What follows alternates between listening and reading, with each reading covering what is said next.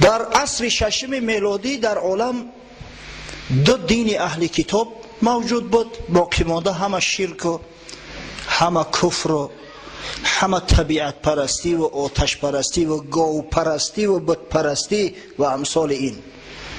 دو دین کتاب، یک دین یهود و دیگر دین نصرانی. یهودی ها اگر چند ملت موحد بدن، اگر چند اکثر کل پیغمبران خدا از میان این ملت مبعوث گشته است، اگر چند که شریعت حضرت ابراهیم علیه السلام، شریعت حضرت موسی علیه السلام، شریعت هارون و امثال اینها در بینشون رایج بود، اما متاسفانه در عصر شش علاقه به سبب پراکنده شدن، به سبب بدعت های زیاده که اختیار کردند، به سبب تأثیر ملت خلقهایی که بالای یهود غلبه کرده و آیین رسم رسوم خودشون در بالای مردم یهود تحمیل کرده بودند، علاقه دیگر موحد اونها را نامیده نمیشد. واقعا امام ابوالحسن ندوی معرخ بسیار بزرگ اسلامی و جهانی از انسیکلوپدیای یهود اقتباسات آورده است. وقتی میخوری در تعجب میمانی که اصلا میگوید بنی اسرائیل یهودی ها به بتپرستی یک میل به نهایت زیاده داشتند، بسیار میل رغبت و قوی بود. اگر چند قدر پیغمبر موحد در بینشون مبعوث شده است، اگر چند همیشه دعوتشون میکرد، اما باز در یک گوشه قلبشون همیشه یک جا بود برای بت که مثالش برای مثال دور رفتن در کار نیست. قرآن ده ها مثال باریز از برای ما و شما میدهد، تورات و انجیل ده ها مثال باریز از برای ما و شما میدهد. حتی در زمان موسی علیه السلام پیامبر اولوالعزم، یکی از 5 پیامبران بزرگترین خدا که در روی زمین مبعوث گشته‌اند، پیغمبری که معجزه‌اش همراهش بدن، عصای حضرت موسی و ید بیضا همیشه همراهش بدن، معجزه‌ای که تمام بنی اسرائیل در زمان حیات بدن موسی علیه السلام اونا را دید. پیغمبری که نجات شد بنی اسرائیل از ظلم فرعون، از قتل و خونریزی هایی که فرعون و فرعونی ها نسبت این قوم دایر می ساختند. اما ببینه که در یک مدتی که حضرت موسی علیه السلام با درخواست طلب بنی اسرائیل به که تو رفته بود از برای آوردن لوحا، تاز یک بار دیگه با اثبات شو کنه که آخه من پیغمبر خدا هستم، این دین خدا هست، گوساله پرست شدن. سامری یک گوساله را از طلا درست کرد، با لعل زبرجد زینتش داد و مردم بنی اسرائیل در رز همین گوساله سجده میکردند، گوساله پرست شدند. حضرت مولوی روم میفرماید گفت موسی با یک مردی کمال که بدندیش از تعصب و زلال 100 گمانت بود در پیغمبریم، با چنین اوصاف این خلقی کریم. موسی میگه با یک نفر از همه بنی اسرائیل که از راهباشو بود مراجعت کرد که روی تو در قبر، گفت ملعون، من پیغمبر خدا، یک پیغمبر نازنین، 100 شک شبهه نسبت من در دل داشتی و داری، با وجود آن که اینقدر اخلاق حمیده دارم، با وجود آن که معجزه های ابد زنده دارم، با وجود آن که دیدی که معجزه من عصای من چنو سحر ساحرای فرعون فرو برد، اما در دل تو تا حال شک و شبهه هست. 100,000 معجزه دیدی زی من، 100 گمانت میفزود و شک زن. گرد از دریا برآوردم نهان، تا رهیدت از شر فرعونیان. 100 معجزه برای به چشم سر دیدید. گرد از دریا برآوردن یعنی همون چنگ خاک زیر بحر بالا کردن.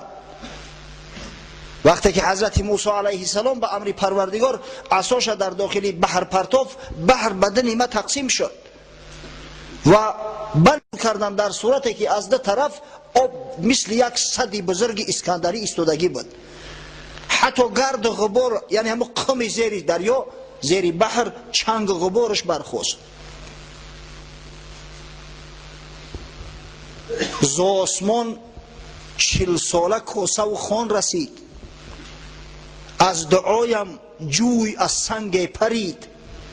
روی شما درگور گفت مدت 40 سال به دعای من و به التجای من پروردگار به یگان مشقت رنج از آسمان نعمتاش برای شما میفرستاد، در جان تو راحت کرده، به یگان کار میخورده. از دعای من از سنگ جو پرید. حضرت موسی به عصاش یک ضربه زد در یک سنگ در بیابان بی آب و گیاه، 12 یک جبر خارج شد، به 12 حصه تقسیم بود برای 12 سبط یهود که با بین همدیگر جنگ و نزاع نکنند. ای اسرائیلی هایی که هیچ وقت آرام ایستاده نمیتونن. بانگ زد گوساله از جادویی، سجده کردی که خدای من تویی. آخه روی شما درگور گفت که همین قدر معجزه های مرا دیده، تا به حال شک شبهه در من داره و در پیغمبری داره. یک گوساله بیجان یک بار همون صدای با اصلش بر اومد در پیشش سر مانده و سجده کرده که تو خدای ما هستی. چه نبودی بدگمان در حق او، چه نهادی سر چنین ای زیشت خو. آتا چرا در این شک شبهه نکردی؟ چرا نگفتی که یک تحقیقش کنم یک گوساله خالیه که عقل نداره، فراست نداره، چه خیل صدا میبره، جان نداره. سامری خود کی باشد در جهان که خدای برتراشد ای سگان. خودش سامری سگی کی است که او خدا میتراشیده است؟ این خدا برای شما را بازی ششیده است که یک آدم ابله میگرفته است از پیش خود میتراشیده استش. پیش گاو سجده کردی از خری، گشت عقلت صید سحری سامری. با همین عقل فراست، با این دعوا که ما افضل ترین مخلوق بشریم، نعوذ بالله ما بنده های برگزیده خدا هستیم، گفته ادعا میگیره در پیش یک گوساله گفت سجده کردی.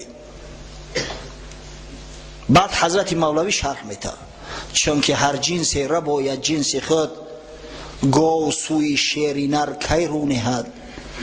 برای پیروی موسی علیه السلام یک ملت، یک خلق مثل امت محمد صلی الله علیه و سلم لازم بود. هر جنس به جنس خودش پرواز میکنه. هیچ وقت گاو با شیر نر رفیق دوست شده نمیتونه. حضرت موسی شیر بود. این قبیله گاوها و گوسفندا و قبیله میمون ها همچنانه که خداوند در قرآن وصفشون میکنه که یا قرده خاصعین هستند بنی اسرائیل، میمون های خارزار شده و ذلیل شده هستند. اینا از کجا با شیر میتونن که معامله کنند و خوب گیرن؟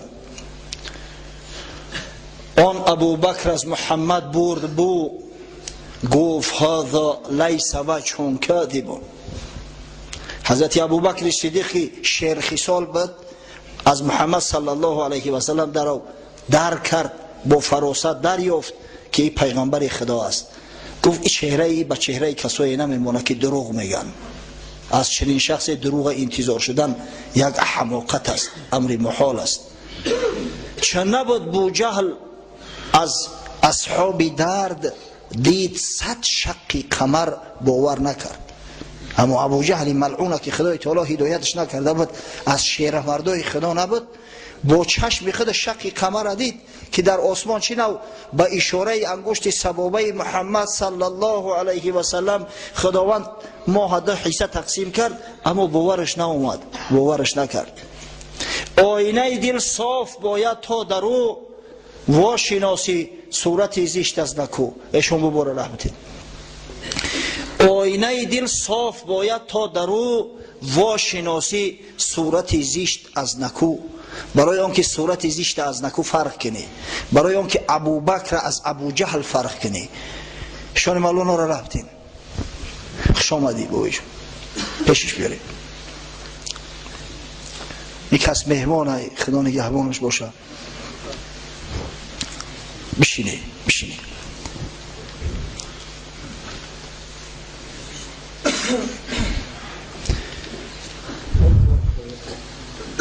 پس مردم یهود که یک وقت موحد بدن، مردم دیگر تعلیم توحید میدادند، در عصر 6 الکی تمایل بت پرستی، تمایل فرعون پرستی در وجود چو پیدا شد.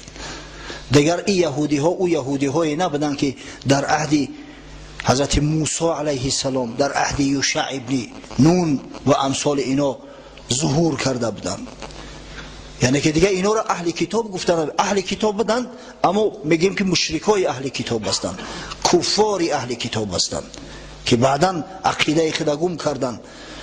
حتی در انسیکلوپدیا یهود اومده است میگوید یهودی ها هم پیش از تبعید به ملک بابل و هم بعد از او، شما میدونید تبعید به ملک بابل چی واقع شد؟ بعد از پیغمبرها، بعد از پیغمبرکشی این بدبختا به غضب خدا گرفتار شدند و بختالنصر پادشاه بابل بیت المقدس ضبط کرد، مسجد حضرت سلیمان به خاک یکسان کرد، در بیت المقدس در شهر پیغمبرها جو کورید، مردم یهود اکثر کلش از دم شمشیر گذراند. او کسایی را که زنده مونده بودند خاصتا زن و کودکان را به غلامی فروختند و بیت المقدس را دیگه خالی کردند، نگذاشتند کسی در اوج زندگی کند.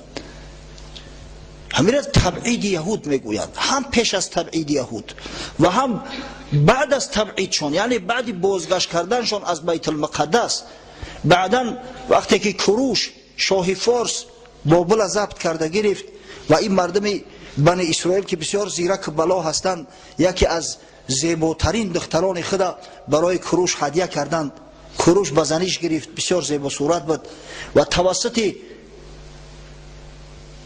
پند نصیحت های او، توسط گفتن های همو زن به بنی اسرائیل ترحم کرد، آزادشان کرد، امر کرد که با بیت المقدس برگردند بیایند.